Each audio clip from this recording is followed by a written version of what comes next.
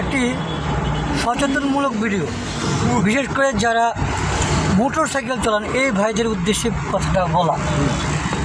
এটা হচ্ছে, এই স্থানটা হচ্ছে টঙ্গী ফ্লাইওভার এবং হাউস বিল্ডিং সংলগ্ন।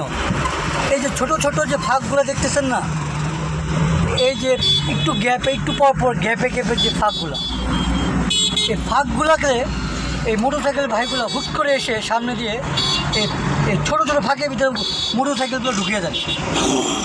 তখন কি হয়, পিছন থেকে একটা রানিং গাড়ি বা একটা দ্রুতগামী গাড়ি এসে আপনাদেরকে যে কোনো মুহূর্তে ধাক্কা মারতে পারে। তখন কি হবে ভাই? এই ছোটো একটা ফাঁক দিয়ে একটা মোটর সাইকেল যাওয়া কি পসিবল? সম্ভব। তারপরেও আপনারা জোর করে ঢুকান। তো ঢুকানোর ফলে কি হয়, একটি রানিং গাড়ি বা একটা চলতি গাড়ি যদি আপনাকে পিছনে ধাক্কা মারে, তখন নিশ্চয়ই আপনার মৃত্যু হবে।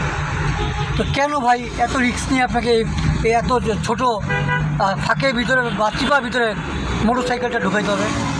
আপনি এই লেনটা জ্যাম থাকে, হুট করে আপনি ওই লেনে মোটর সাইকেলটা নিয়ে যান কেন? 2 মিনিট কি অপেক্ষা করা যায় না? জ্যাম কি কন্টিনিউ থাকে কি না? কন্টিনিউ তো থাকে না, অথবা 2-1 মিনিট, 3 মিনিট, 4 মিনিট, 5 মিনিট। এই 5 মিনিট তো আপনার সহ্য হয় না আপনার। একটি দুর্ঘটনা সারা জীবনের কান্না। মনে রাখবেন, আপনার উপর আপনার ফ্যামিলি ডিপেন্ডেন্ট। আপনার উপরে আপনার ছেলে, আপনার মেয়ে, আপনার ওয়াইফ, আপনার বাবা মা সবাই ডিপেন্ডেন্ট। আপনার যদি আল্লাহ না করুক কিছু হয়ে যায়, এতগুলো লোকের ভরণ পোষণ কে দেখবে বা কে দেখভাল করবে? আপনি তো আপনার বাবা মার একমাত্র সন্তানও হতে পারেন। সেক্ষেত্রে আপনি বৃদ্ধ বাবা মা, আপনার ছেলে সন্তানকে কে দেখবে ভাই? তো সবাই সচেতন হন, সঠিকভাবে গাড়ি ড্রাইভ করেন, গন্তব্যস্থলে ধীরে সুস্থে যান, এই কামনাই করি। আবারও বলতেছি, একটি দুর্ঘটনা সারা জীবনের কান্না। আপনার জন্য সবাই সাফার করবে, আপনার সমস্যাটা সবাই ফেস করবে।